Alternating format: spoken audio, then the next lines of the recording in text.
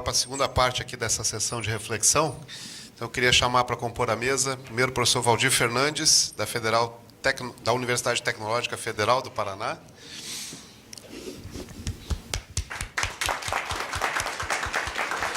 O professor Valdir é pró-reitor de pós-graduação da universidade e, antes de assumir a pró-reitoria, esteve na assessoria de diretoria de avaliação da CAPES, então estava me contando, inclusive, os bastidores desses gráficos aí que ele ajudou a montar, né? Quero chamar também para compor a mesa o professor Sérgio Freitas.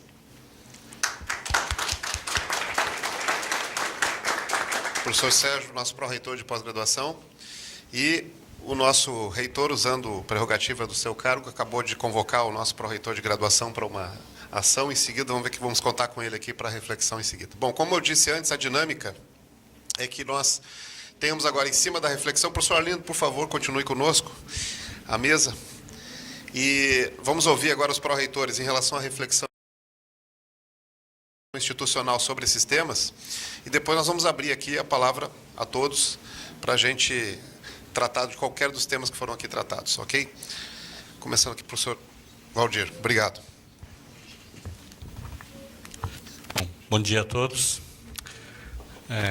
Para mim é sempre uma satisfação estar aqui na UFSC. Eu não sei, para quem não sabe, eu sou egresso aqui da UFSC, dos 3 níveis de formação.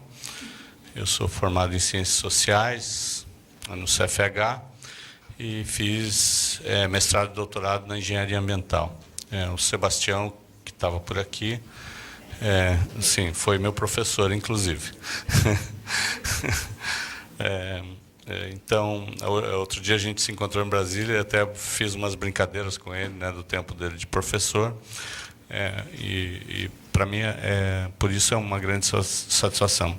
É uma satisfação também estar aqui com o Roberto e com a Patrícia, com o professor Bevilacqua, em soma, em nome de quem eu já cumprimento toda a plateia, e em especial o professor Sérgio, o professor Arlindo, com quem eu trabalho aí já de longa data, e que eu conheci aqui na UFSC no dia da minha banca de doutorado.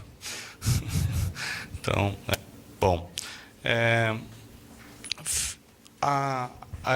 o motivo talvez de eu estar aqui, para não parecer também um intruso, né, uma vez que um evento aqui da UFSC, e com a colaboração do Instituto de Estudos Avançados, da USP, porque eu também estava presente, a gente também acabou construindo essa discussão lá na USP, e nós também estamos fazendo essa discussão de termos um espaço de estudos avançados na UTF e tudo mais. E lá também nasceu a ideia de se fazer alguns eventos regionais, graduação, pós-graduação, pesquisa e extensão. E nós, aqui no Sul, nos encarregamos, num primeiro momento, a UTF-PR, de fazer a discussão da pós-graduação. E aí, acho que, por esse motivo, então, nas conversas com o Roberto, o Roberto me convidou e eu aceitei estar aqui presente para fazer um pouco essa discussão. Bom, só para colocar um pouco para vocês, a UTF-PR, ela é a universidade há 11 anos apenas. Ela era o Cefet, o professor Bevilacqua também passou por lá a propósito, né, em algumas digamos, consultorias, né, professor Bevilacqua. E hoje a UTF-PR tem cerca de alunos regulares, na casa de 32 mil alunos, né, entre pós-graduação e graduação. Isso tem uma flutuação de cerca de 1.000 e poucos alunos, porque tem toda uma questão aí do técnico também, tecnólogo, que nós temos lá. São 55 programas de pós-graduação atualmente. Há 10 anos eram 5. Então, professor Arlindo, o Sul também, acho que a gente deu uma boa contribuição para esse crescimento aí que você falou, porque foram 50 programas abertos em 10 anos. Nós temos hoje matriculados, então, esses cerca de 29 mil alunos de graduação, dos quais 15 mil são engenharias. E os outros 15 mil se distribui aí entre ciências exatas, então física, matemática, se agrárias, nós temos um bom número de cursos de agrárias que não estão contando dentro das engenharias, porque são zootecnia e outras áreas. Então, é basicamente isso para dizer que a cara da universidade é tecnológica. Tem lá um curso de administração, alguns de letras, alguns de ensino, mas mesmo os de ensino voltados, e aí existia, inclusive, um conflito na universidade, um conflito bom, porque há uma grande... e aí já entrando na fala do professor Arlindo, um grande esforço da gente manter a identidade tecnológica da universidade. Então, não é um problema ter um programa de ensino numa universidade tecnológica, mas desde que a identidade da universidade seja preservada. Não é um problema ter um curso de administração numa universidade tecnológica, mas a administração na universidade tecnológica não pode ser o mesmo que oferece a UFPR, a nossa vizinha. Né? Então, esse é o grande ponto.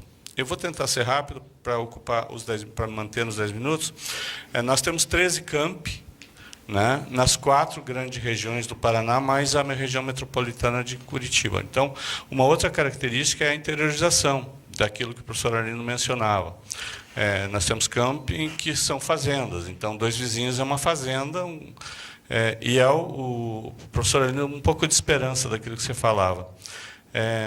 A produção da UTFPR, a gente calculou aí no último ano, considerando que a média mundial seria 1, a média brasileira é 0,82. A média da UTF é 0,69. Então, está abaixo da média mundial e muito abaixo da média mundial, abaixo da média brasileira. No entanto, nós temos 18% da nossa produção, 20% acima da média mundial. E nós temos um percentual bom dessa nas agrárias. Então, tem 2 campos, Pato Branco e Dois Vizinhos, que investem fortemente e estão investindo em produção científica qualificada. Então, estão descolando, inclusive, da área nacional e com alguns problemas, inclusive, na avaliação depois. Né?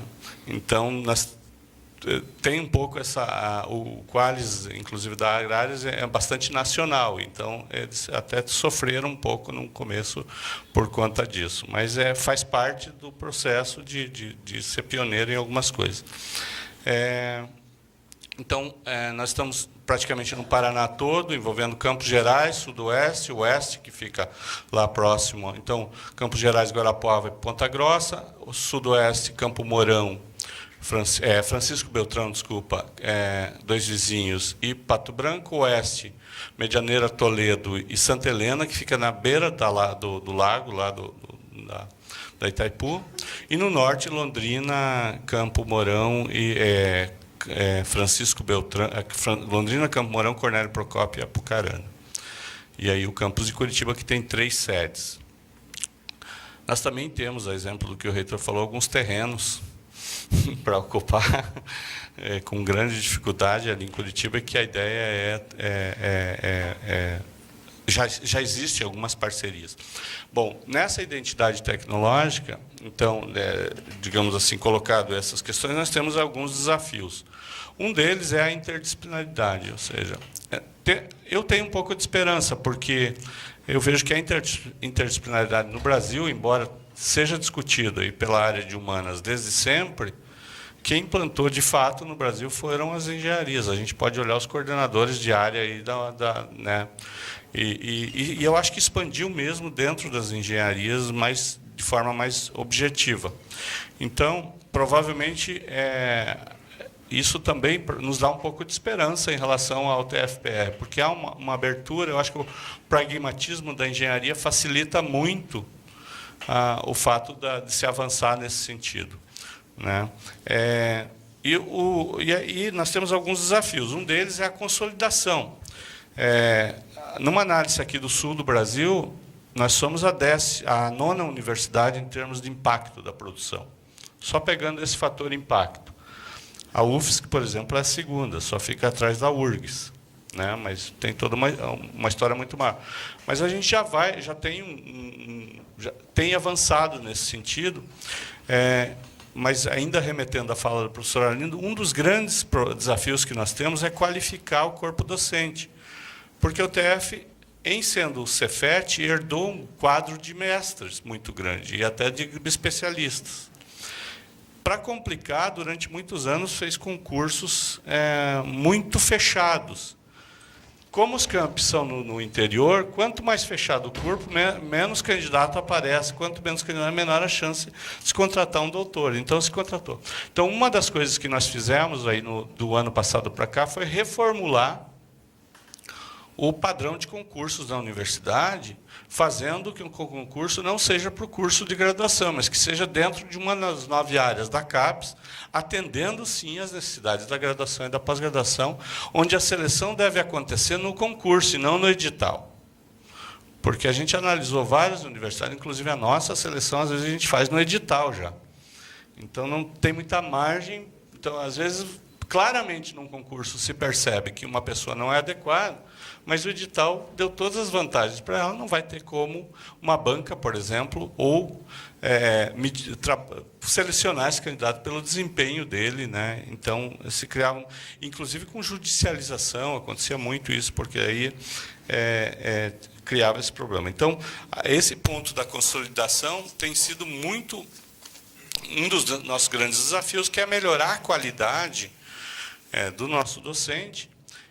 Então, e aí, paralelamente, nós temos uma outra questão que é muito importante, por esse período de transição que nós vivemos no país, de transição de inclusão, porque com toda a mudança do vestibular, com a questão da utilização das cotas e tudo mais, houve uma queda muito grande no nível dos alunos de graduação e uma grande evasão. Por quê? Porque as engenharias, vocês sabem, envolvem aí muitas disciplinas de cálculo no início e muitas reprovações nessas primeiras fases. Então, esse é um desafio que tem que ser repensado, porque o sistema de avaliação do MEC pune a evasão, mas não dá as condições, inclusive com docentes, para que a gente possa nivelar esses alunos. Então, o aluno chega, às vezes ele até entrou lá pelo Sistema Nacional de Seleção, que não vestibular, mas ele não tem o conhecimento básico para enfrentar uma disciplina de cálculo né, dentro da engenharia, que são disciplinas pesadas, né? As 2, 3 primeiras fases realmente e isso gera uma evasão. Isso está dentro de uma discussão que é manter uma política de pertencimento, de inclusão e pertencimento, sem perder a identidade da universidade, sem perder a qualidade na formação daqueles recursos, porque dentro do Paraná a universidade tem uma fama bastante positiva dentro das engenharias de formar gente, e o mercado absorve muito, digamos assim, recebe muito bem o egresso da universidade. Então, tem essa questão entre uma identidade tecnológica, que o país requer, mas uma política de inclusão que também é importante, mas que coloca a universidade nesse meio termo. Porque, junto com isso, não veio uma política de repensar currículos, de repensar a formação desse jovem, que seja, sei lá, de ter um pré-cursos, coisas do tipo. Não. Outro desafio importante que o professor Arlindo mencionou é a questão da qualidade e da produtividade. Não é só uma questão de ter doutores, mas ter dentro, principalmente das engenharias, se a gente não tem pesquisa forte, o ensino ele realmente fica prejudicado, né? Então, e aí nós vivemos um momento realmente catastrófico, né? E na UTF a gente tem sobrevivido com a ajuda de docentes mais experientes, que têm acolhido os demais docentes em seus laboratórios e têm conseguido captar recursos no mercado. Então, Petrobras, Volvo, Renault, são as instituições que nós temos. Inclusive, no último edital da Renault, nós tivemos uma surpresa bacana, porque nós levamos 51% de todo o edital, que concorreram 29 instituições, a gente conseguiu um bom desempenho. e eram bolsas, então deu um gás assim para aquelas instituições aqueles programas que estão envolvidos. Mas é um desafio, é sempre muito grande manter essa qualidade e produtividade.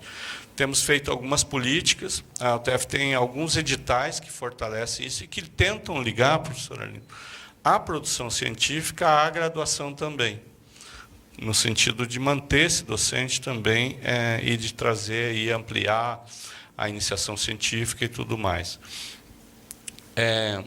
Bom, aí a questão de trabalhar, aí dentro disso, o ano passado nós instalamos um programa que chama-se Engenheiro 3i, na tentativa também aí de manter essa qualificação desse engenheiro, mas também colocar ele no mercado internacional, porque isso está sendo feito junto com a Universidade de Compiègne, e aí a gente trouxe esse modelo, porque o que acontece? O nosso engenheiro, da forma como a gente forma, ele é um cara, muitas vezes, difícil de se inserir na sociedade até.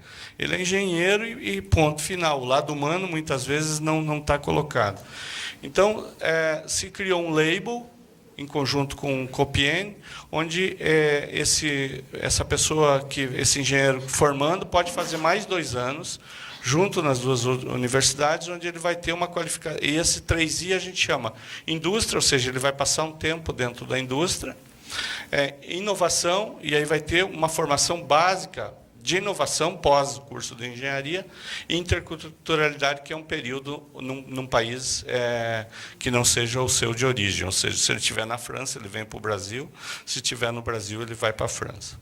E aí algumas trocas de aluno e tal. Para finalizar, assim, já indo, então isso um programa já de inserção internacional dentro da graduação. Os de inserção internacional na pós-graduação, a gente tem trabalhado basicamente, ampliou-se bastante o programa de pós-doutorado da UTF. Então, como uma política institucional, aumentou-se, subiu um pouco a régua em relação às instituições. Então, não se aprova um pós-doutorado só porque o docente tem uma boa relação com outro docente lá em outra universidade. Tem que atender a política institucional e tem que ser uma universidade que nos tenha interesse. E aí, claro, com um programa em que tenha também alguma coisa trazida de volta. Então, é um pouco... Por que isso? E a gente pode se dar o luxo de fazer isso porque nós temos um número de docentes muito reduzido comparado com as outras universidades. Então, para liberar um docente, realmente fica um buraco. Então, nós tivemos que fazer essa política em função, inclusive, das disputas nos departamentos, porque quando sai alguém precisa fazer o trabalho daquela pessoa. Se não tiver um acordo, pelo menos tácito entre os... gera um problema, né? A questão da inovação pedagógica, nós temos os cursos de ensino e, estranhamente, a gente às vezes não os usa. Né? É muito engraçado isso, né? Porque a universidade é um lugar em que se produz tecnologia, mas, tecnologicamente, o funcionamento da universidade nem sempre é de alto nível tecnológico. E, do ponto de vista pedagógico, também. Às vezes, a gente produz ótimas soluções pedagógicas, mas não aplica nos próprios cursos da universidade. Então, tem-se feito um trabalho de tentar aproveitar isso e tal. E uma convicção que se tem clara, principalmente nesses cursos tecnológicos envolvendo engenharia, sala de aula é uma coisa que tem que diminuir gradativamente, né? Ainda mais essa em fila indiana, um atrás do outro, né?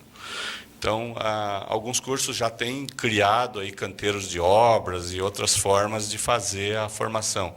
A formação na zootecnia é muito mais tranquila, porque se faz na fazenda, então as aulas acontecem em torno dos animais e tudo, né? Mas a engenharia, então, a engenharia civil criou lá o canteiro de obras, está tentando trabalhar a mecânica também. Então, essa coisa que talvez a gente vai precisar ampliar. O desafio nosso é conseguir viabilizar, sem gerar problemas trabalhistas, principalmente na pós-graduação, o canteiro de obras já dentro da indústria, né? Que é um pouco além do estágio, né? Que é a formação mesmo cooperada com as empresas. Com a Renault está bem avançado, com a Volvo também, mas com as outras empresas aí das outras áreas a coisa não anda tão bem assim, não, e não é tão fácil fazer. Agora nós perdemos o Alain Tissier, que era o nosso grande ponto, que era o vice-presidente da Renault, ele se aposentou, né? Então, vamos ver se ele continua sendo o nosso melhor. Por último, então, para fechar, o último desafio é uma universidade sustentável, não só do ponto de vista de recursos financeiros, mas também uma universidade que dê exemplo a esse novo paradigma aí que existe na sociedade, que é a sustentabilidade. Então, a gente tem feito fez um plano e começou algumas ações realmente de repensar os ambientes da universidade como um todo, adequando aí a questão da sustentabilidade. Esse talvez o desafio mais difícil, porque passa por mudança de cultura e vai passar também por mudanças de currículos, né? E também tem muita relação com o que o pessoal da computação chama de virada de chave. Bibliotecas é uma coisa que, do jeito que elas são hoje, não faz muito mais sentido, né? Então, a gente andou fazendo uma análise de empréstimo de livros, essas coisas. Realmente, os ambientes tendem a se tornar ambientes de museu com o tempo, né? Então, como é que a gente trabalha isso já numa perspectiva de sustentabilidade? Considerando aí a questão, todo o processo de desmaterialização da economia e tudo mais. Então, esse é um pouco para dizer os sonhos que a gente tem, né, diante dos desafios e diante da condição que nós temos aí, alinhado talvez um pouco aquilo que o professor Arlindo vinha falando. Nós temos aí boas esperanças em relação à melhoria dos programas de pós-graduação agora na avaliação da CAPES, né? Um detalhe importante, nós temos 55 programas, mas só 8 doutorados. Então, são todos praticamente mestrados, a grande maioria nota 3, agora vários já subiram na outra avaliação, alguns já abriram com nota 4 e outros aí a gente tem esperança que subam, né? Mas esse é um outro desafio, que passa aí pela consolidação, que os mestrados se tornem gradativamente doutorados e tudo mais. Não sei se consegui deixar passar aquilo que tinha que ser dito, mas muito obrigado.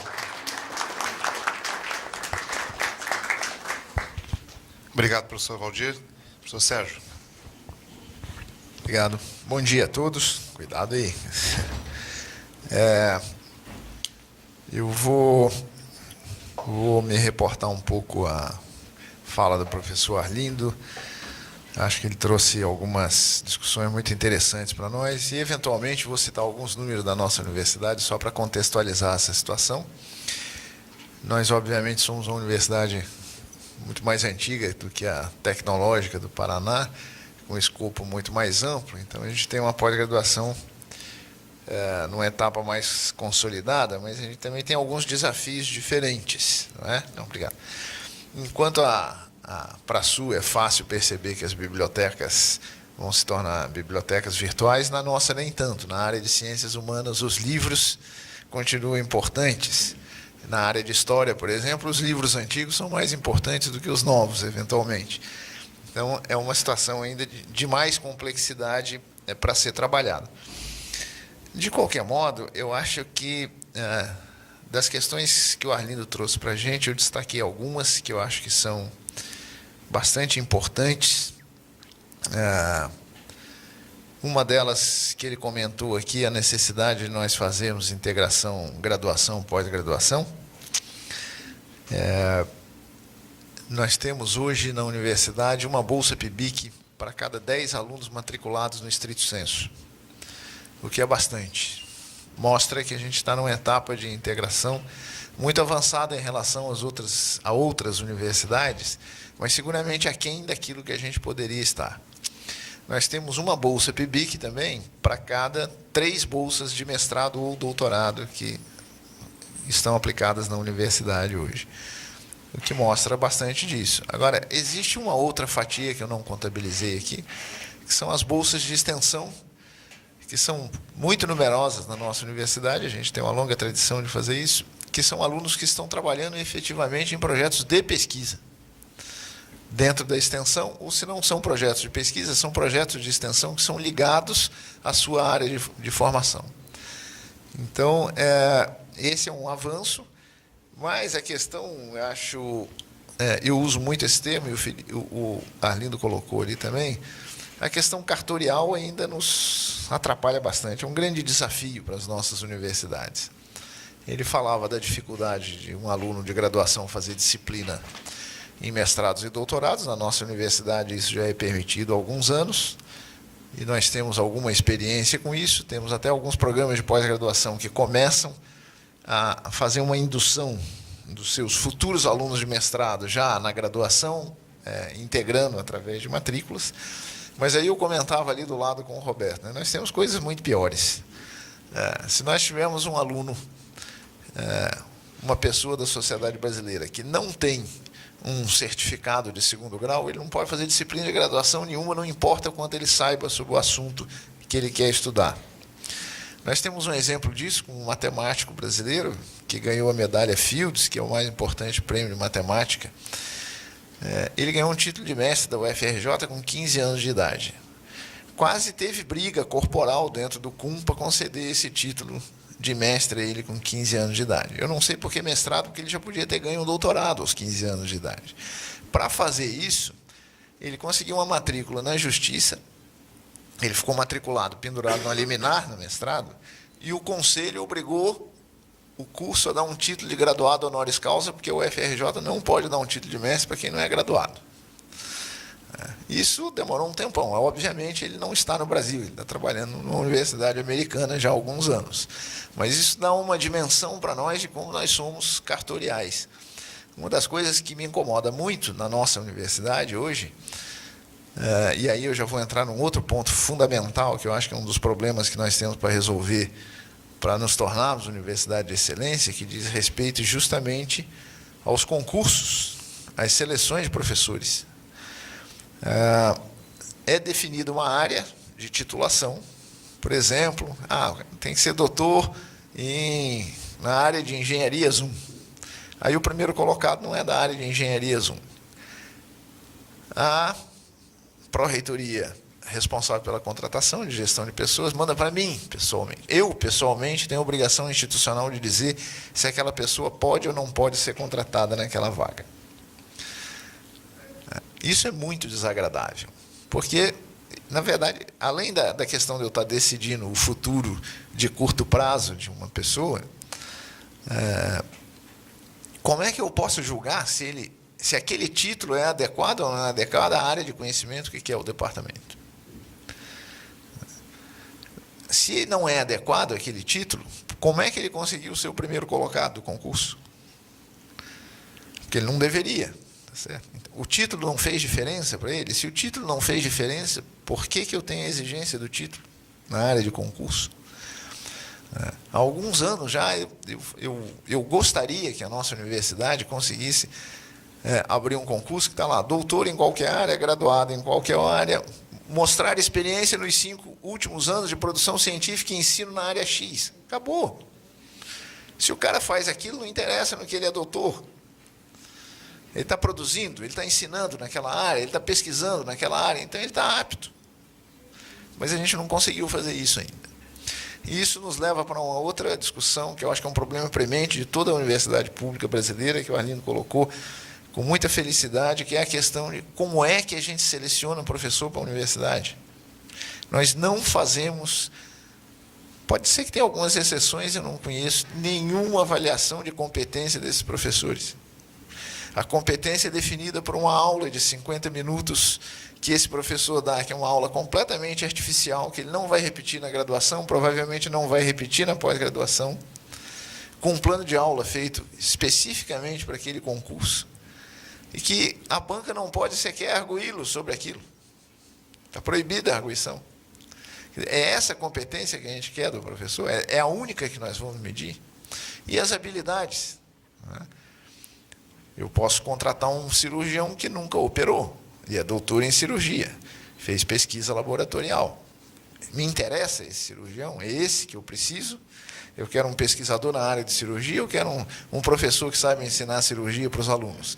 Os departamentos têm clareza sobre isso para definir os seus concursos? Não tem, porque eu vivo recebendo consultas Nem é a minha pró-reitoria que é encarregada disso, é a pró-reitoria do Marino, mas o pessoal de lá vive me consultando, porque como a palavra final vai chegar em mim, eles já tentam antecipar esse problema.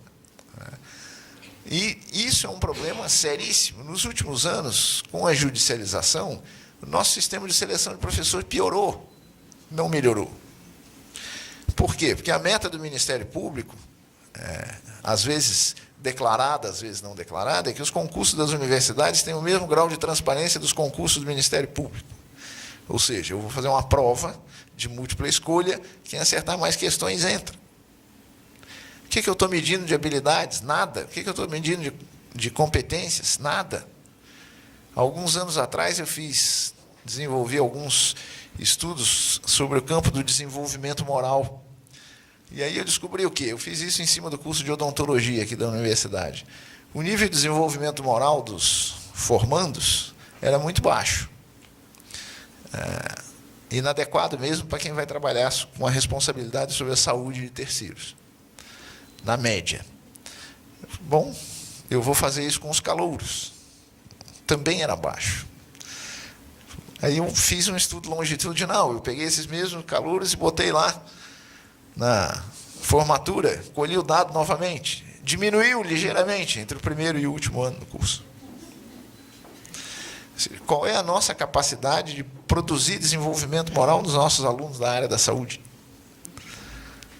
Mais de 50% dos alunos, num dilema entre a lei e a vida, optaram pela lei.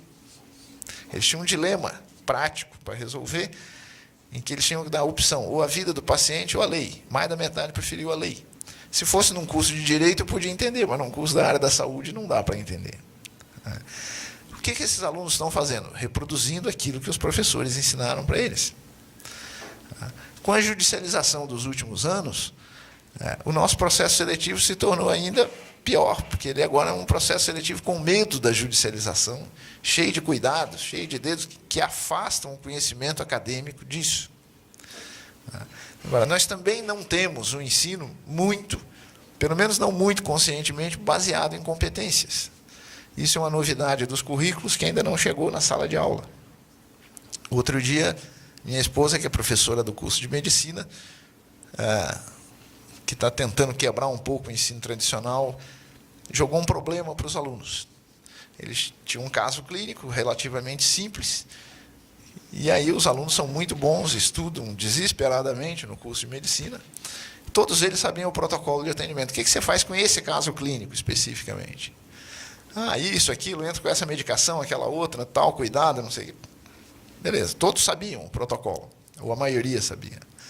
Aí ela perguntou para eles, vocês sabem quanto custa isso para o paciente? Não temos nem ideia. Então, vocês vão e abram aí os celulares, os computadores, vão buscar os preços. Custava R$160 por semana o tratamento. Então, seu paciente é pobre, perdeu. Vai achar alternativa na aula. Busca alternativa na internet. Veja se a prefeitura entrega esse medicamento de graça. Como que eu faço isso? Não sei. Entra no site da secretaria, vai aprender. E aí eles rapidamente buscaram. Então, tinha genérico mais barato, que eles não sabiam. Tinham medicamentos de distribuição gratuita nos postos de saúde. Aí eles aprenderam. Senão, a gente está na aula tradicional. Ele sai de lá com o seu protocolo, passa para o paciente, não vê mais o paciente que não faz o tratamento, obviamente. Nós temos que mudar as nossas estratégias de ensino.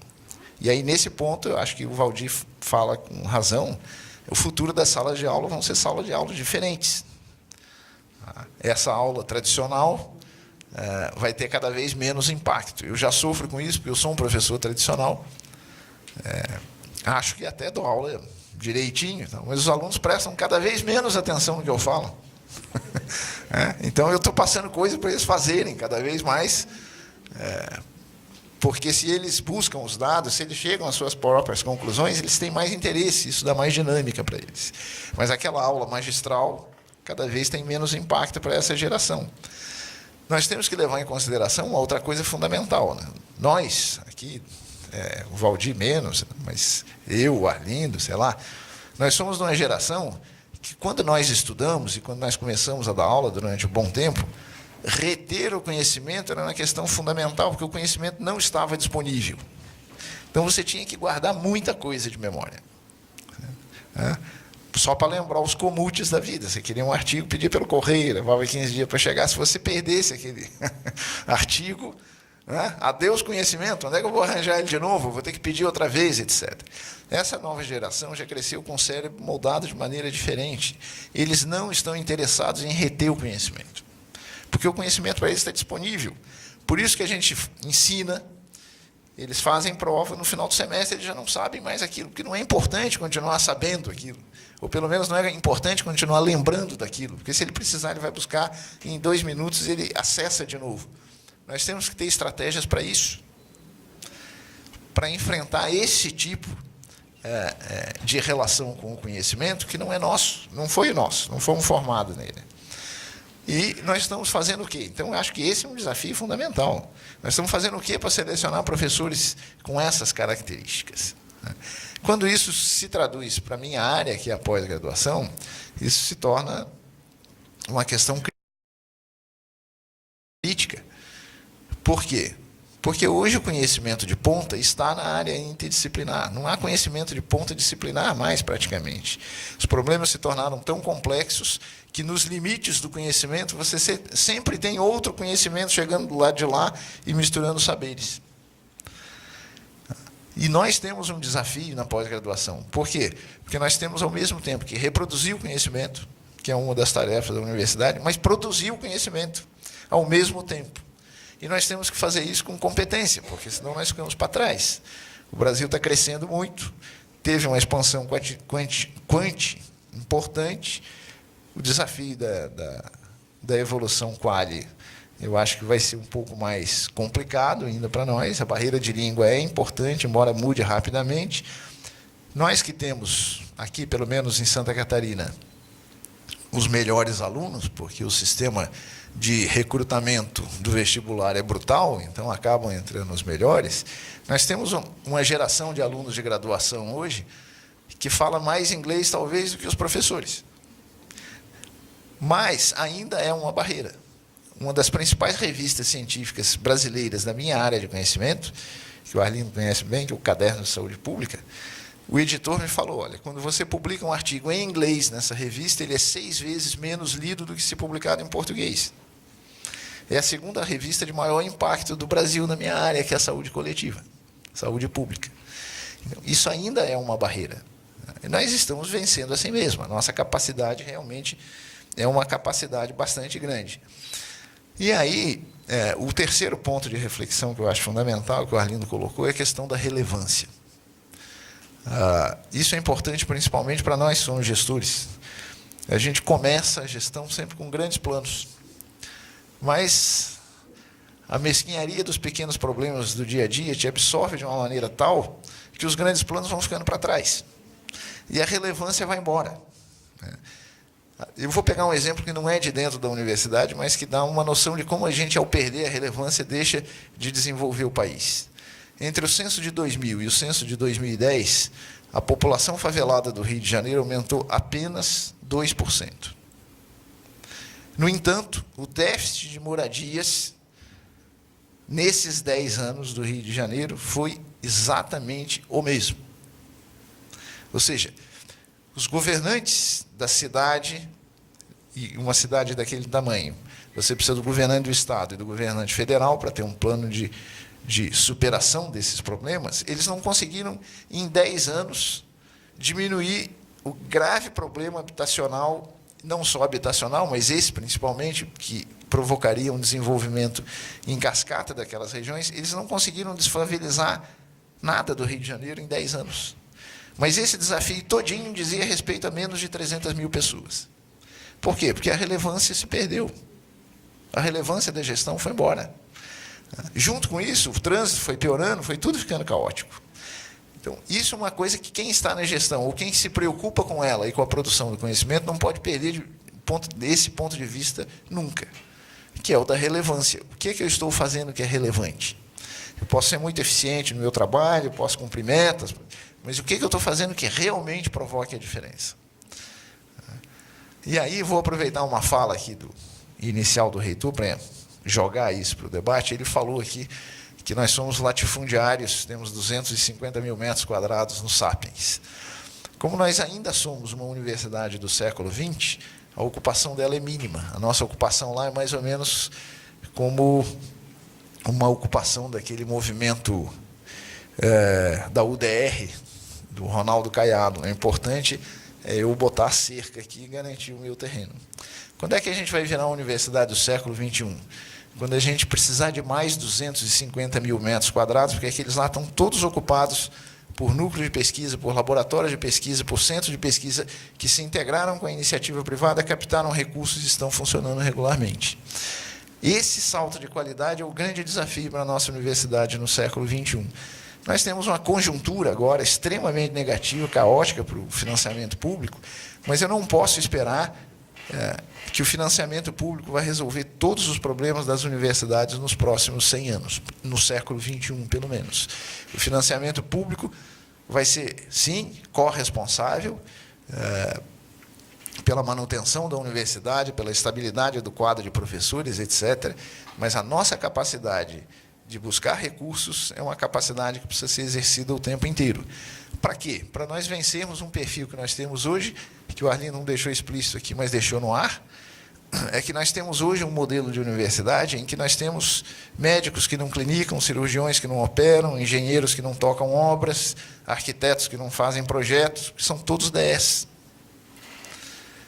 Então, a gente não sabe se aquilo que a gente ensina realmente funciona, porque nós não estamos fazendo aquilo, nós só estamos ensinando aquilo. Esse é um desafio enorme. Nós vamos ter aí, para os próximos 10 anos, os doutorados profissionais vindo, os mestrados profissionais. Eu acho que até hoje eles ainda não cumpriram o papel a que eles se destinam, de fato. Isso está começando a mudar agora, mas a gente já tem mais de 10 anos de mestrado profissional na praça.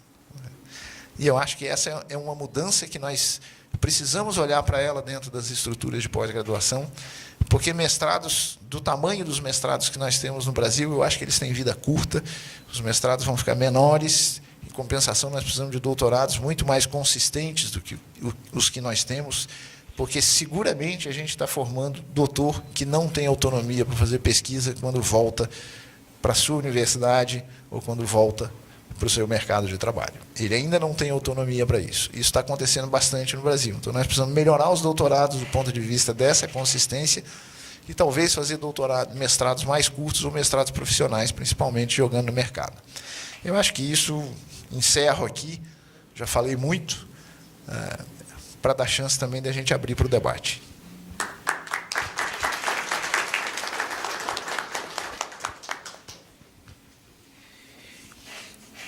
Professor Arlindo, professor Sérgio, professor Valdir, quero cumprimentá-los e todos que estão aqui presentes e agradecer o convite, Roberto, para que a gente pudesse participar. Passo aqui só um registro, porque eu saí e voltei, mas a causa é nobre, eu fui acompanhar o reitor numa coletiva à imprensa sobre o edital do vestibular 2018. Então, nós hoje publicamos o edital 2018, e esse edital muito importante para a comunidade da universidade, no sentido de também informar a sociedade daquilo que nós estamos mudando também nesse processo. O professor Valdir comentou algumas questões importantes em relação à conjuntura, e a nossa universidade aqui, professor Valdir, promoveu um debate nos seus colegiados de curso para que se pudesse pautar a questão do ingresso nesses cursos. E, com isso, alguns cursos decidiram em alterar notas de corte e também pesos das disciplinas que fazem parte da prova do vestibular. Então, nesse sentido, é uma ação que vai ao encontro daquilo que o professor comentou, da preocupação da universidade de ter um alinhamento do candidato que é selecionado pelo vestibular com a área de conhecimento que ele pretende se formar. Nós temos uma preocupação, de fato, de ter um melhor aproveitamento acadêmico daqueles que entram na nossa instituição. E a situação que foi apresentada, que a Federal Tecnológica do Paraná vive, nós vivemos aqui também. As condições são as mesmas, e a gente se preocupa com isso porque nós temos que estar, de fato, desenvolvendo uma ação concreta para que possamos ter um aproveitamento melhor e aí sim contribuir para a excelência na nossa universidade, né? Entendemos que a relação da graduação com a pós-graduação, os apontamentos que o professor Sérgio apresenta, essa é a leitura que nós temos na gestão, né? E aquilo que já foi destacado pelo professor Sérgio e pelo professor Valdir, daquilo que o professor Arlindo apresentou, que eu não assisti, infelizmente, mas eu vou depois assistir aqui a gravação, né? Trazem para nós uma perspectiva de que nós precisamos agir, sim, né, lá no momento em que nós estamos já selecionando os alunos que vão fazer parte da universidade. Nós temos que dar uma sinalização de que de fato nós queremos desenvolver durante a vida acadêmica do aluno, e ele precisa, de fato, estar alinhado àquilo que ele busca, a formação que ele busca, né? Só para compartilhar uma informação, a nossa universidade também está desenvolvendo uma ação muito forte, por exemplo, na área de engenharias com pré-cálculo. Alguns já conhecem, mas aqui, professor Valdir, nós analisamos o aproveitamento acadêmico dos alunos que ingressaram na universidade no primeiro semestre, nos cursos de engenharia, na disciplina de cálculo, né? E a gente pôde observar uma curva, né, da repetência, né, em uma curva de crescimento, né? E aí surge, então, o pré-cálculo como uma forma de fazer com que o aluno possa fazer a disciplina de cálculo em condições de um bom aproveitamento, né? E a universidade promove, então, uma formação básica para que ele esteja apto a fazer aquela disciplina. Notem que os cursos de engenharia aqui na nossa universidade são cursos muito procurados, muito competitivos. Mas o que acontece? Acontece que o processo do vestibular, ele tinha uma condição onde que o aluno que era muito bom, o candidato que era muito bom em química, em biologia, a sua nota contribuía para a nota final, que ele ultrapassava aquele candidato que tinha uma boa nota em matemática e em física, né? Então, o curso achou por bem fazer uma alteração nesses critérios de seleção, e, de acordo com uma simulação que foi feita pela Coperv, uma mudança proposta que foi aprovada e que está no vestibular, pode alterar em até 20% a ordem de classificação das pessoas, né? E a gente entende que essa alteração pode trazer novos alunos muito mais alinhados à formação pretendida, né? E com isso a gente trabalha com a perspectiva de ter um aproveitamento melhor, né? Então, é uma ação que está sendo feita, então estava sendo divulgada hoje às 10 horas, né? E que peço desculpas aí pelo atraso em estar aqui. Bem, eu serei breve, mas gostaria de apresentar algumas contribuições. Quando eu recebi o convite, eu achei formidável essa iniciativa, muito importante, está dentro da proposta do PDI da nossa universidade, até trouxe aqui, eu fui atrás, né? Nós temos no PDI da nossa universidade, o PDI 2015-2019, um objetivo, objetivo 4, que tem como título: institucionalizar ações inovadoras nos projetos pedagógicos em todos os níveis de ensino. E nós temos 16 metas relacionadas a esse objetivo. Eu escolhi 3 aqui para falar um pouco sobre aquilo que a universidade tem que fazer e aquilo que nós estamos imaginando que deve ser feito, né, e aquilo que, de fato, possa representar tendências também dessa temática. Bem, a primeira meta, não podia deixar de ser, diz respeito à reformulação e implementação e gestão dos projetos pedagógicos de curso. Nós estamos numa cruzada, junto com a Pró-Reitoria de Extensão, né, com o professor Rogério, com uma ação da curricularização da extensão. Nós temos uma oportunidade para mexer um pouco com o debate nos colegiados de curso, que geralmente discutem projeto pedagógico quando são obrigados pelas diretrizes, né? A agenda é sempre essa: as diretrizes curriculares mudaram, agora temos que mudar o projeto, e aí o projeto entra na pauta da discussão, né?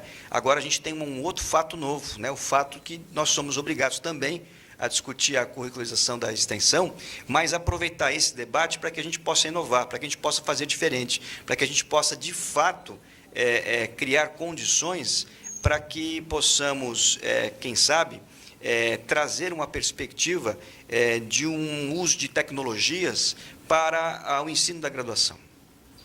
Há um ano atrás, eu estava voltando ao meu pós-doutorado, eu fiz o pós-doutorado, fiquei um ano na Open University, na Inglaterra, e lá é uma universidade que tem 170 mil alunos, todos à distância. E nas mais diversas áreas de conhecimento. A perspectiva de formação, a perspectiva do entendimento do conhecimento, a perspectiva da promoção do saber, está pautada no uso da educação tecnológica, né? E eu vi a professora Araci, ela acabou de sair, né? Mas em homenagem à professora Araci, né, que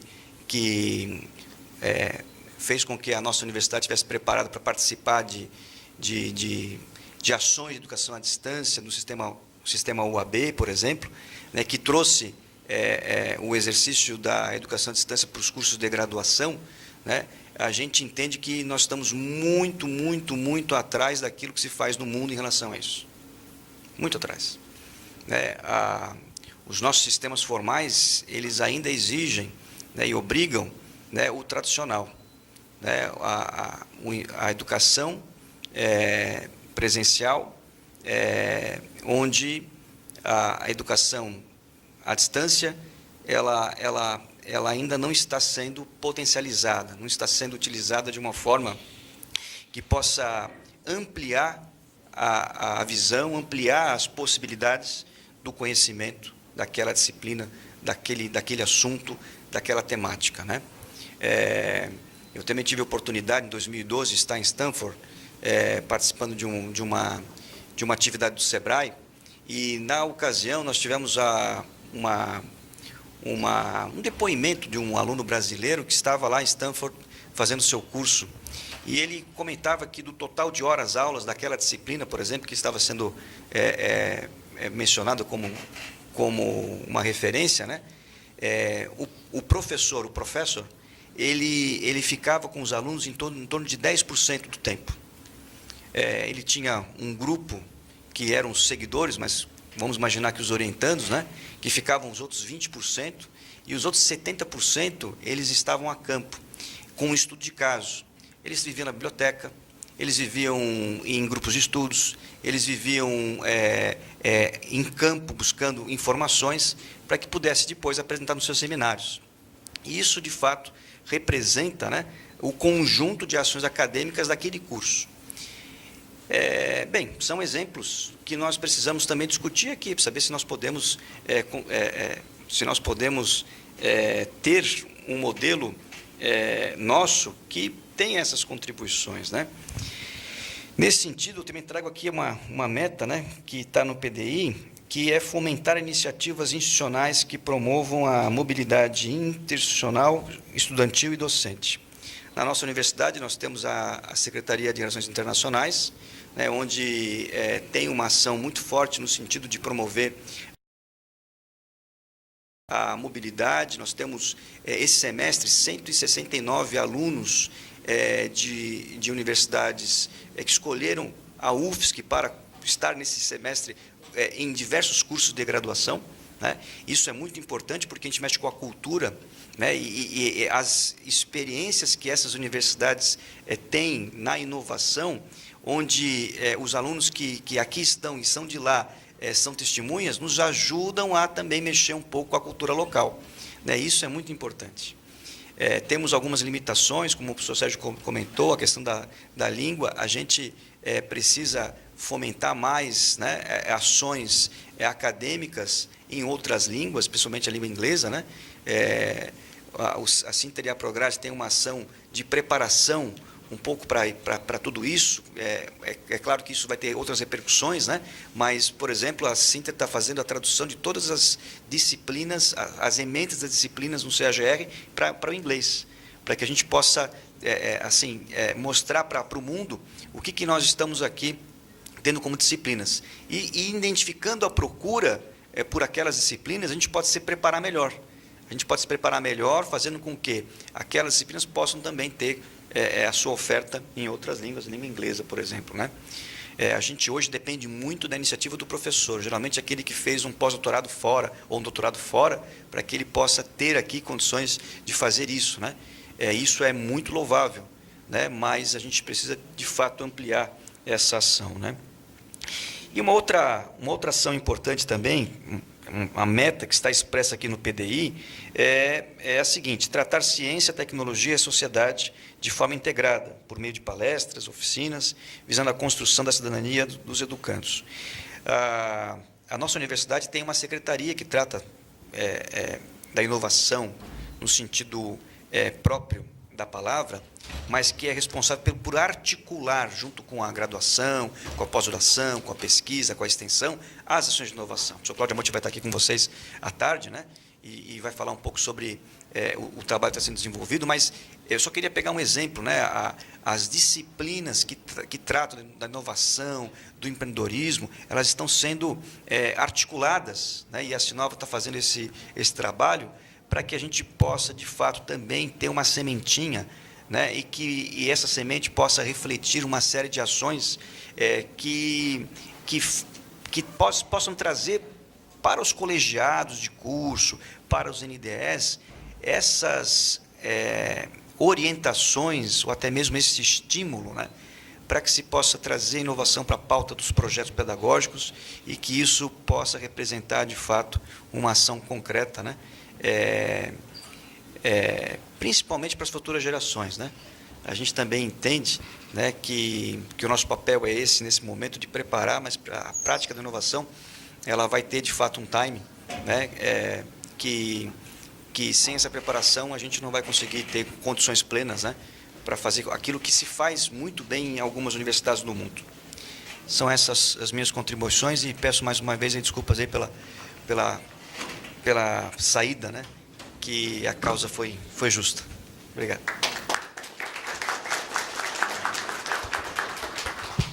Bom, obrigado, professores.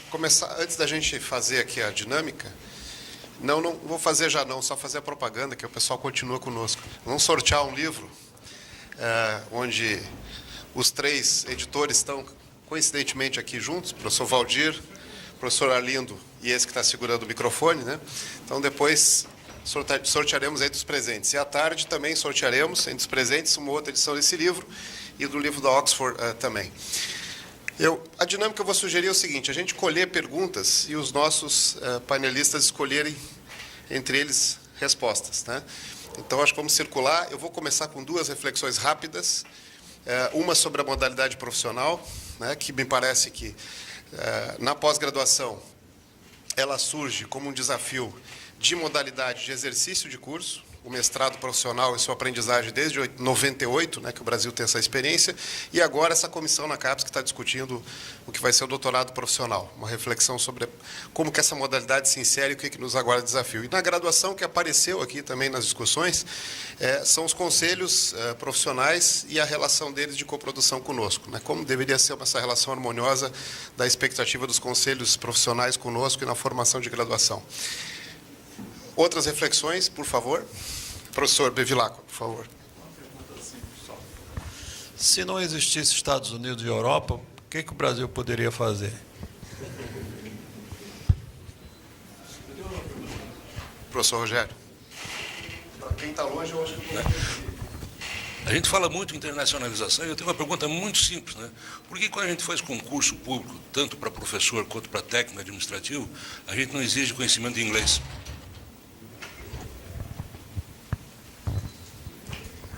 Professor Cristiano, eu vou reproduzi-lo aqui. Então, por favor. Parabéns a todos pelo excelente trabalho. Eu achei muito interessante a colocação do professor Arlindo, de que a universidade deve formar líderes, empreendedores e protagonistas, né? Eu fiz doutorado na Alemanha e lá uma das pré-condições para você ter o título de doutor é ter independência. Essa é a principal preocupação. Eles não estão muito preocupados se você conhece muito a área. O fundamental é que você tenha condições depois de tocar um projeto de pesquisa. Essa é uma questão central para qualquer pessoa que quer ser doutor, tá? Só que uma coisa que eu vejo aqui no Brasil é que os orientadores eles são muito paternalistas, Eu acho que esse é um dos grandes problemas que a gente tem e que a gente toca muito pouco. Eu, quando estava fazendo meu doutorado na Alemanha, eu encontrava com o meu orientador 2 vezes por ano. Uma delas era na festa de Natal do nosso grupo ali. Né? Então, eu acho que existe uma necessidade de mudança de mentalidade, principalmente no que se refere à orientação. Eu gostaria de saber a opinião dos senhores sobre isso. Então, brevemente, como engenheiro de conhecimento gosta, né, 4 tópicos.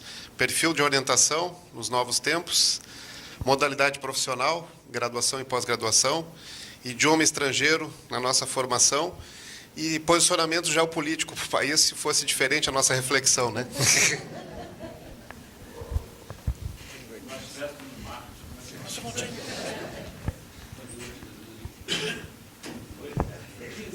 Bom, eu vou começar respondendo aqui um pouquinho sobre essa questão da pós-graduação profissional. Vou dar minha visão, claro, não é a visão da instituição, mas eu fiz um ensaio sobre a minha área há uns anos atrás. Era a segunda área que mais tinha mestrados profissionais aprovados na CAPES. A segunda área com mais mestrados profissionais. Eu fiz um levantamento rápido, assim, entrei nas páginas de todos os cursos, li os regimentos. 80% deles tinham como produto final do curso uma dissertação mais um artigo. Isso não é mestrado profissional. E eu tenho 1/3 dos programas com uma disciplina chamada Oficina de Redação de Artigo Científico, dentro dos mestrados profissionais. Por aí já dá para ver o quanto ainda a gente tem que caminhar em torno dessa questão. Fui do comitê de avaliação da CAPES da minha área até assumir a pró-reitoria. Todo ano a gente recebe propostas de mestrados acadêmicos disfarçados de profissionais porque não tem o nível de qualificação para serem acadêmicos que precisam. Então, tem uma distância enorme. Por outro lado, a gente tem experiências de mestrados que eram profissionais, mas não sabiam disso, e que eventualmente deixaram de ser. Vou citar a área de odontologia. Um mestre em odontologia, até por volta de 2010, fazia 2.000 horas de clínica. Isso é um mestrado profissional. Só que ele não sabia que era profissional. Agora eles não fazem mais clínica nenhuma, porque eles viraram acadêmicos, para diferenciar dos profissionais. Então, o doutorado profissional, como virá, não sabemos ainda. É uma aventura na qual nós estamos entrando. Mas eu acho que a questão principal é a concepção de quem faz. Certo? Os mestrados profissionais já apontam para uma direção de eu ter professores que não são doutores, desde que eles tenham conhecimento na área, para você flexibilizar o corpo docente, etc. Mas tem esbarrado muito na avaliação, porque a avaliação é uma avaliação com olhar acadêmico sobre produção acadêmica. E as pessoas têm dito que, mas nós não sabemos como é que nós vamos avaliar direito isso. E desde quando a gente não saber alguma coisa foi problema para a ciência? Sempre foi desafio. Se nós não sabemos como avaliar, vamos criar modos de avaliar, mas não vamos ficar reproduzindo mais do mesmo lá dentro. Eu acho que se a gente não mudar essa concepção, o mestrado e o doutorado profissionais não vão cumprir o seu destino, que é o quê? Aparelhar todo o setor produtivo que está fora da academia para que ele se torne mais inovador, mais competitivo, e para que a gente tenha capacidade de integrar o conhecimento acadêmico com o conhecimento profissional de maneira mais perene. Então, eu acho que esse é um desafio enorme e que nos próximos anos nós ainda vamos continuar patinando um pouco nisso. Não sei se você compartilha a minha opinião, você teve uma... Você não quer falar? Bem,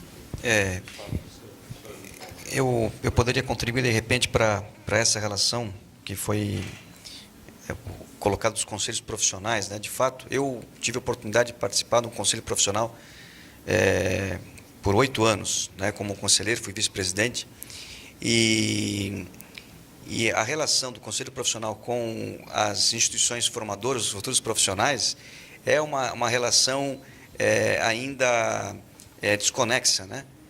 A gente tem uma situação onde se pensa no presente da regulamentação da profissão, à luz da atuação do Conselho Profissional, que tem uma legislação que ampara, e nós temos as universidades pensando no futuro, né? Ou seja, buscando aquilo que efetivamente possa mudar em relação a tudo aquilo, né? E a gente observa que tem uma participação multidisciplinar que afeta esse campo profissional regulamentado em lei, né? O que nós temos que ter? Nós temos que ter um grande impacto aí de projeto de desenvolvimento, né? Porque essa legislação brasileira que cria essas condições de uma lei profissional não está preparada para essa integração multiprofissional, né? Então, eu acho assim que cabe à universidade, às instituições de ensino, promover o debate, trazer os conselhos para cá para conversar, né? Agora, a resistência é grande, posso dizer, porque eu vivi isso também dentro dos conselhos, né?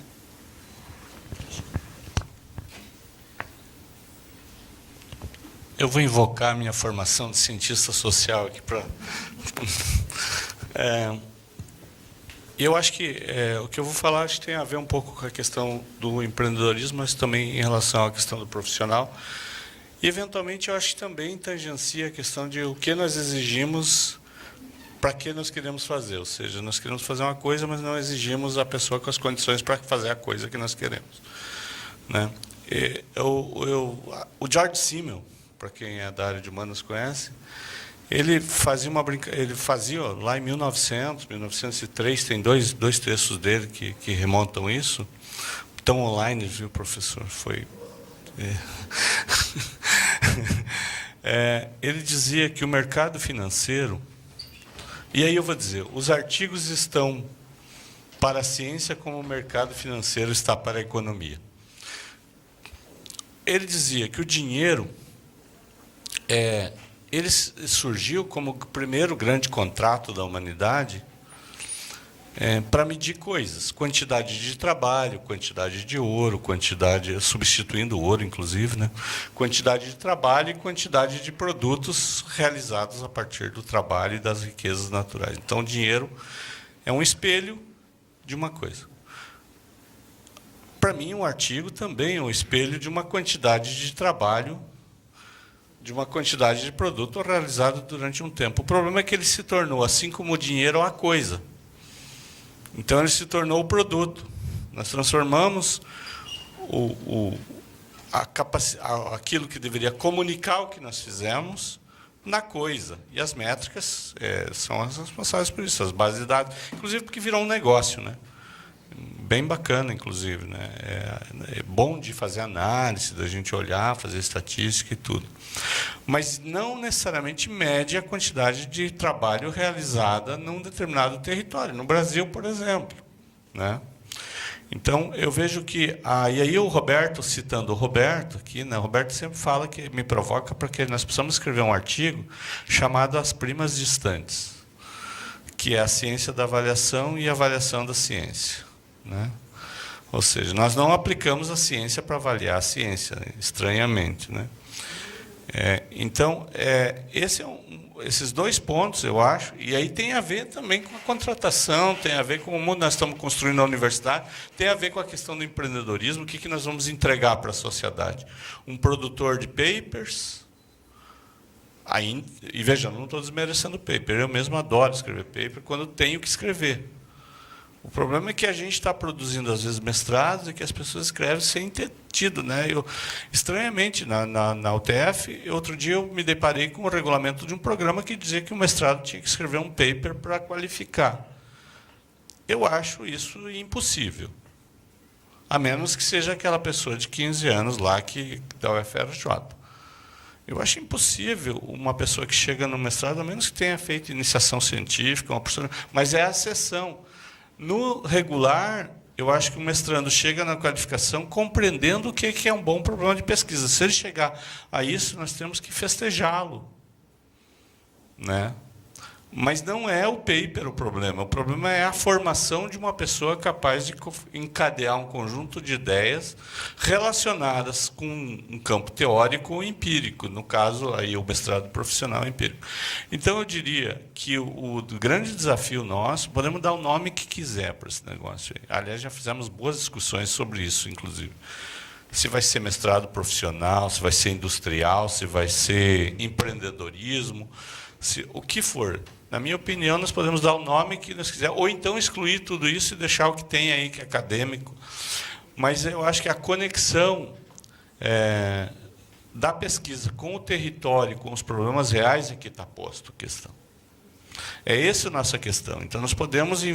Para mim, o mestrado profissional, assim como o doutorado profissional, é um artifício para tentar nos colocar de volta de onde a gente não deveria ter saído, que é a relação nossa com o território. Eu até mostrei para o Roberto, ali, quando o professor Arlindo falava, uma dissertação que eu estou orientando, né, que faz parte de um projeto maior, que foi e aí, por isso eu estou à vontade para falar disso, porque foi o meu projeto lá para titular na universidade, tudo, que chama-se a territorialização da ciência, que é uma discussão de como é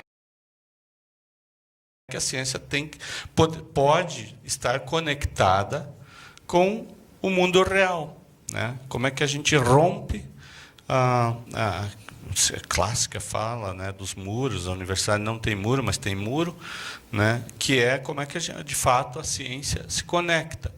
E aí, professor Bevilacqua, para terminar, já estou me alongando, se não existisse Estados Unidos e Europa, nós seríamos uma potência dos fármacos e dos biotecnológicos no país, provavelmente. Nós estaríamos fazendo uma ciência, nós não estaríamos preocupados em produzir automóveis na beira dos rios, nós estaríamos preocupados em usar os nossos rios e usar a nossa biotecnologia, usar a nossa biodiversidade, e nós provavelmente seríamos a nação mais rica do mundo, porque os fármacos, a moda, a indústria tem a maior fatia do PIB mundial, seguido provavelmente pela indústria armamentista ou fármacos. Eu não sei qual das duas está, mas eu tenho certeza que a moda é a primeira, que ocupa aí cerca de 4,5% do PIB mundial. Então, a gente podia estar vendendo batons à base de essas coisas. Né? Eu diria que se não tivesse isso, seria isso. Então, para fechar aqui a minha fala e passar para o professor Arlindo.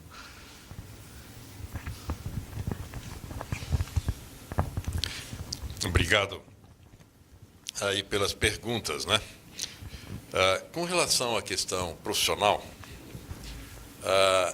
eu fui um dos que lutou muito para se dar visibilidade à ideia do mestrado profissional, no sentido de se criasse um incentivo para isso, né, fomento fosse colocado, etc. Por quê? Porque nós estávamos tendo todo o direcionamento da pós-graduação brasileira para a ideia de acadêmico apenas. Essa era uma razão estratégica. No entanto, eu sempre tive clareza, e estou falando né, a minha visão, para refletir sobre ela, mas nas minhas reflexões, eu tenho verificado o seguinte: quando nós estivemos na CAPES, na diretoria de avaliação, nós tivemos a preocupação de criar um grupo de trabalho para estudar essa questão dos mestrados profissionais, para saber quais seriam os direcionamentos. Esse grupo de trabalho, formado por colegas do país inteiro, fizeram uma boa proposta, né, de uma boa discussão e uma série de proposições. No entanto, eu tenho clareza para mim que o que nós temos é mestrado e doutorado. E o mestrado, ele terá resultados acadêmicos quando o problema da pesquisa for acadêmica. Né, for acadêmico. E, a partir daí, os resultados serão acadêmicos. E, da mesma forma, se o problema da pesquisa for de caráter profissional, prático, relacionado a uma exigência de equacionamento e solução, o resultado será um resultado de caráter, entre aspas, profissional. Isso vale para o mestrado, isso vale para o doutorado. No entanto, a grande questão que se coloca, e aí nós fizemos o levantamento, o Valdir até fez esse levantamento meio rápido, não é uma coisa assim muito precisa, exaustiva, mas o que nós identificamos foi o seguinte: nós temos uma quantidade apreciável de mestrados e doutorados acadêmicos que, na realidade, são profissionais. É a maioria. E nós temos mestrados e que são ditos profissionais, que são totalmente acadêmicos. Então, nós estamos trabalhando ainda em cima, sequer de um levantamento que deveria ser exaustivo para caracterizar o que é um e o que é outro. A minha preocupação sincera é de que, de repente, a ideia do doutorado profissional seja para não precisar ter cotas de bolsas, uma vez que o orçamento está limitado. E o que isso significa? Que nós temos que estar conectados com a sociedade, é isso que nós temos que estar. E essa conexão com a sociedade, ela pressupõe as vocações das nossas universidades. E as universidades podem dizer, eu vou ter um percurso acadêmico e vou ter um percurso profissional em cima das competências e capacidades instaladas das nossas universidades. Eu não me preocuparia demais com esse título, né? Já conversamos bastante sobre isso. E, veja, eu comecei dizendo que eu fui um dos que trabalhou muito para que a gente fizesse os mestrados profissionais, que classificássemos eles, etc. e tal. Por quê? Porque conseguiu-se fazer isso.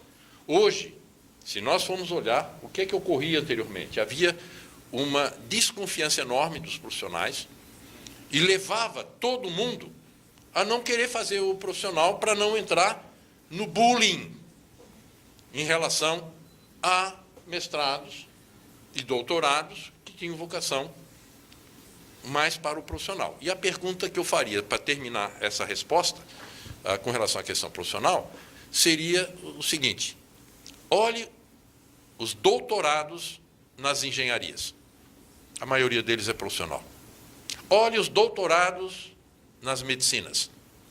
A maioria delas é de caráter profissional. Olhe na odontologia. A maioria é profissional. Quando eu digo profissional, são voltados a uma realidade, porque o objeto do estudo e o problema da pesquisa é resolver questões desenvolvendo uma tecnologia para aquilo. Então, é nesse contexto que eu não me preocuparia demais com o título final, mas eu colocaria o seguinte: mestrado profissional e doutorado profissional, mestrado acadêmico, doutorado acadêmico, ele sempre vai existir. Se for para dar caracterização de que tudo isso é relevante, nós temos que ter bolsa para todos. Essa é a questão. Se houver bolsa para todos, a partir daí se tenta trabalhar com as universidades, eu faria desse jeito, com as universidades. Quais são as universidades que têm vocação profissional, em que áreas do conhecimento, e quais as áreas do conhecimento daquelas universidades que têm vocação para o acadêmico. Sempre vai ter. E, a partir delas, isso sim, ser valorizado. Naturalmente, esse é um assunto que há necessidade de discutir muito com a comunidade, mas, pelo menos, nós já vencemos uma primeira etapa. O mestrado profissional ele é tão valorizado quanto o mestrado acadêmico. Eu até destacaria na tua observação, né, Sérgio? Uma das coisas que, no caso da Universidade de São Paulo, foi feito, foi mudarmos o nome dos títulos que nós damos. Em vez de ser títulos específicos, como era no passado, nós só temos 4 modalidades de título, ponto final. Ou você é mestre e doutor em ciências, ou você é mestre e doutor em filosofia, são 4. Né? Então, o indivíduo ele fez saúde coletiva.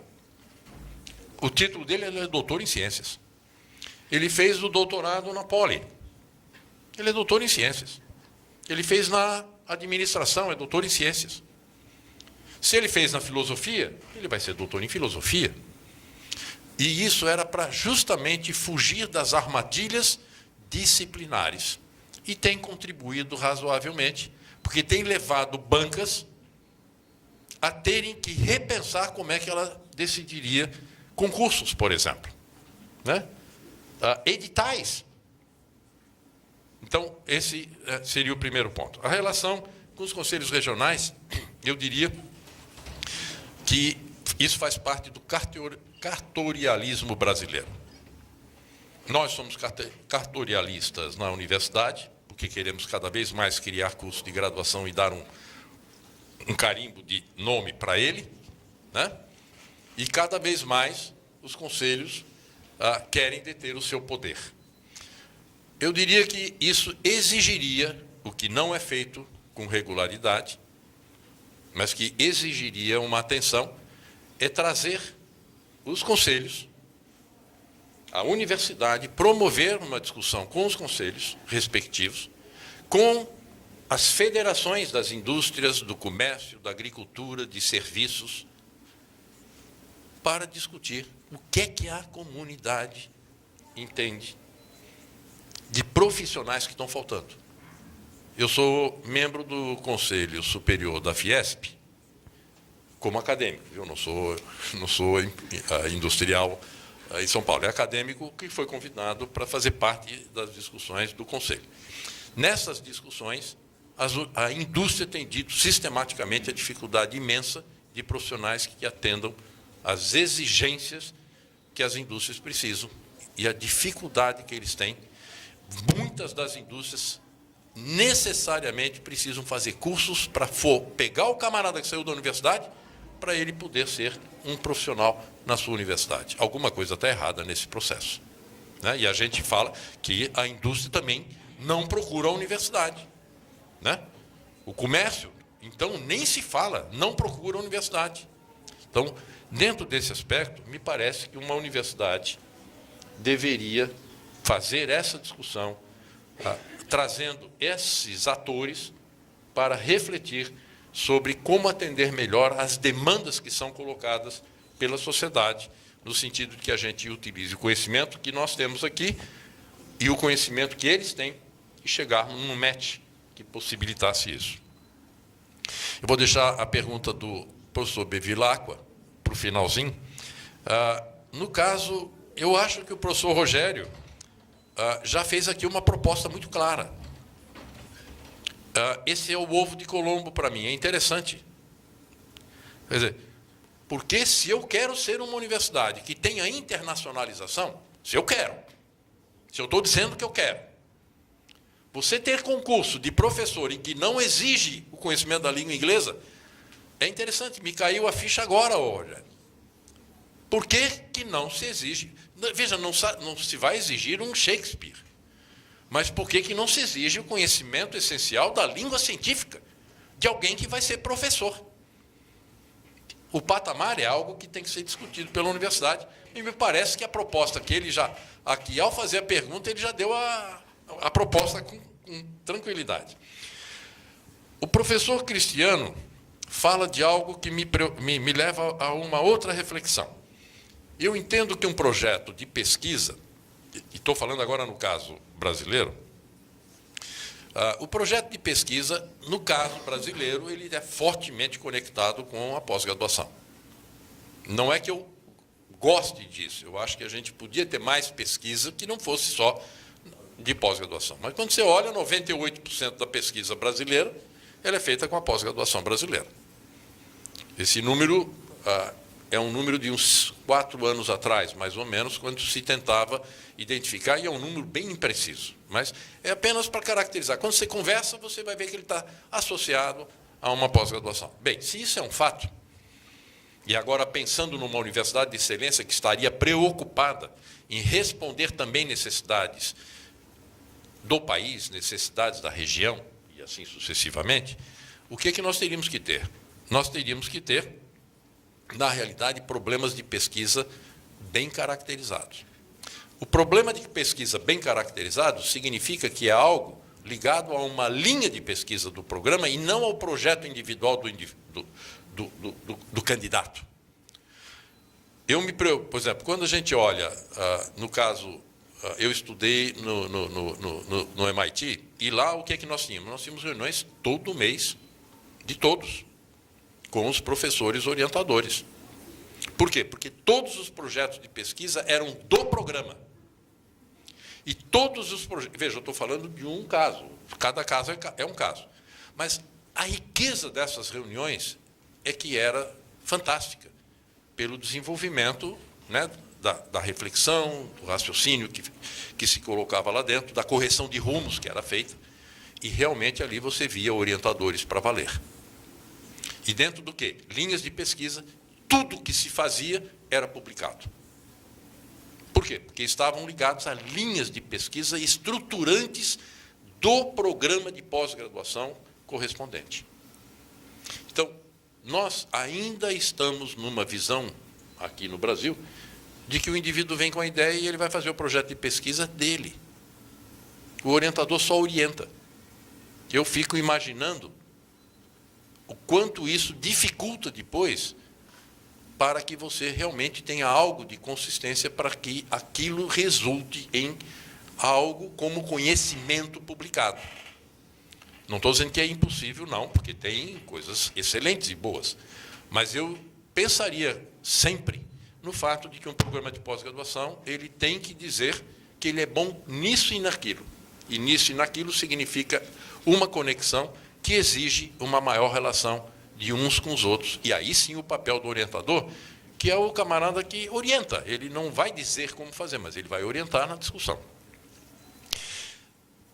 A questão, eu só faria um comentário da questão das bibliotecas. As bibliotecas já se encontrou um espaço fantástico para elas nas boas universidades do mundo. São espaços de multiuso em que estão tendo uma utilização muito maior do que antes. Porque as pessoas vão para as bibliotecas para olhar os livros que tem lá, sim senhor, vão lá para dialogar com colegas sobre papers que acabaram de ver.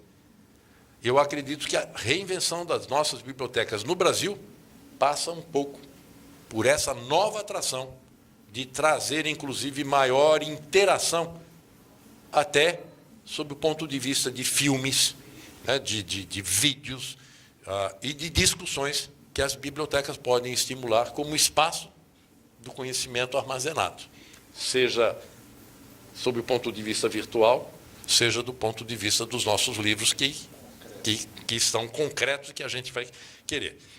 Finalmente, olhando para a pergunta do professor Bevilacqua, né, se não tivesse Estados Unidos e Europa, eu acredito que o Brasil seria um senhor país, né? Né? No entanto, né, eu fico imaginando o seguinte, na circunstância de que, já que nós não temos, né, como a bela piada lá que dizia assim, bem, e se nós ganharmos a guerra contra os Estados Unidos, como é que nós vamos fazer? Né? Mas, quando nós olhamos para o mundo do que nós temos, é como usar o bom conhecimento que existe de todos, porque temos colegas iguais a nós nas boas universidades do mundo inteiro. Essas relações entre os colegas é que mostra que o conhecimento que já foi desenvolvido lá fora, e eu sei o porquê que o professor Bevilacqua colocou essa questão, pelo menos imagino, né? Mas, no fundo, a nossa conexão internacional ela é necessária para que a gente esteja concorrendo gradualmente com o conhecimento que existe no mundo. Se nós quisermos posições de maior destaque para o nosso país, nós temos que ter conhecimento que seja apropriado nos setores industriais, comerciais e de serviços. E, para isso, nós temos que ser respeitados por aqueles que se apropriariam disso. Quando a gente observa o comportamento que nós temos normalmente, em que qualquer estrangeiro que aqui vem, ele é mais reverenciado do que o melhor nome nosso aqui dentro, olhem bem, qualquer um que venha, ele vem porque alguma coisa boa ele seguramente tem, por isso ele foi convidado. Mas quando ele é referenciado mais do que os grandes valores que nós temos, alguma coisa está errada, só mostra que a única bandeira que tem é a bandeira estrangeira, como se o estrangeiro fosse, a priori, melhor do que o nosso. E nós temos muita coisa boa, e que é respeitada lá fora, e que nós teremos é que fazer forças para que o nosso conhecimento, e daí a briga, para que nós sejamos mais citados. Né? Nós temos um problema de sermos citados. E se nós não formos citados, como é que vão saber o que nós estamos fazendo? E aí o nosso a nossa divulgação do que nós fazemos acaba sendo relacionada pura e simplesmente apenas com um fator, que é o fator da nossa relação pessoal. Então nós temos que fazer, nós temos que vencer essa lógica. E uma universidade de excelência, que é a proposta, né, que está colocada aqui dentro, uma universidade de excelência ela tem que ter a excelência respeitada internacionalmente pelos pares. Eu vou complementar aqui, Roberto, antes da gente encerrar, eu imagino, pela hora, mas nós estamos, nesse momento, discutindo um plano de internacionalização aqui para a nossa universidade. O Rogério participa comigo do grupo de trabalho. E nós estamos num momento curioso, porque nós sabemos o que nós queremos fazer, nós sabemos, ou achamos que sabemos, como nós queremos fazer, por que nós queremos fazer, mas a gente tem uma discussão, para que a gente quer a internacionalização? Tá certo? Qual que é o papel da universidade em relação a isso? Nós vamos fazer um plano para 10 anos, para quê? Para sermos respeitados lá fora, para captar mais recurso, para fazer bem para o ego dos gestores? Para que nós queremos isso? Essa é uma das discussões fundamentais, a gente tem discutido isso. Nós vamos ser uma liderança regional aqui. A Universidade Brasileira normalmente dá as costas para a América Latina. Como é que nós vamos fazer essa integração? Nós temos que ser respeitados lá, mas nós temos que ser respeitados aqui também. Eu acho que esse é um dos eixos. E na provocação do professor Bevilacqua sobre os Estados Unidos e Europa, um ex-reitor nosso, em 2008, esteve no Parlamento Europeu e, conversando com um deputado de lá, escutou dele o seguinte, ele discutindo a questão do álcool como combustível. E essa é a primeira vez na história do capitalismo que um insumo estratégico para a humanidade não está na mão dos países de economia central. Isso não vai durar. Não durou. Certo? Eles não deixam que dure. E aí esse eu acho que é um dos desafios da nossa universidade. Nós temos que fazer com que dure. Aumentando o intercâmbio, sendo respeitados lá fora, garantindo a participação, tendo uma ligação mais horizontal com os países e pensando estrategicamente com quem nós nos ligamos, como nos ligamos, para que a gente realmente dê um passo adiante como nação. Bom, eu ingenuamente achei que dava para fazer mais uma rodada, né, de perguntas, mas... Pois não, professor Bevilacqua. Claro. Porque eu acho que todos responderam, né, mas eu queria chamar a atenção o seguinte. No dia que desligarem o sistema de internet de comunicação, nós estamos sem Estados Unidos. A Europa está fazendo o seu sistema, né, que é o Galileu, porque eles não podem ficar dependentes da internet. A Rússia está fazendo deles e a China está fazendo deles. De modo que a nossa dependência hoje, inclusive em termos de biblioteca, né, de acesso ao conhecimento, depende fundamentalmente disso. Né? É como se a gente está dizendo, um clique acaba com a comunicação. A Volkswagen da Alemanha, se fizer um clique, acaba. As indústrias brasileiras, não, a automação toda para. Então, nós temos que pensar um pouco nisso, quer dizer, esse grau de dependência tem certos limites e vai chegar até onde? Independente não é impossível, né? Mas como é que a gente regula isso? Eu acho que é importante a gente pensar um pouco nisso. O Brasil devia ter o seu sistema, né? O seu sistema, digamos, de independência espacial. Infelizmente, isso não acontece. Então, é um pouco nesse sentido, além daquilo que vocês falaram, né? Eu gostaria de ver muitos fármacos também aqui. Bom, eu vou agradecer a presença de vários colegas professores aqui. Eu vou mencionar o professor Tite, o professor Cristiano, que já nos falou, o professor Gregório, o professor Hans, o professor Aires, aqui do Direito, estamos na sua casa aqui também, a professora Vânia, e outros, a professora Lia, o professor João Gertrudes, vários que já nos deixaram, o professor Rogério, naturalmente. E vou pedir para o nosso convidado escolher um desses números que estão aqui. Ele não viu a lista de presenças, então ele não tem... Eu vou fazer depois uma Mega Sena. Mega Sena, isso. 11. Número 11. Quem é o 11? Ele está presente, hein? Neuza. Está aqui, ótimo.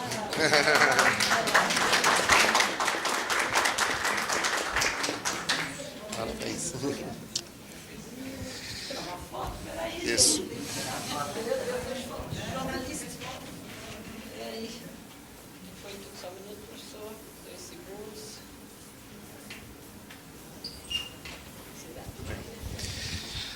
Bom, agradeço a presença de todos pela manhã. Nós voltaremos às 14 horas da tarde. E até lá, então. Muito obrigado a todos os presentes aqui na mesa.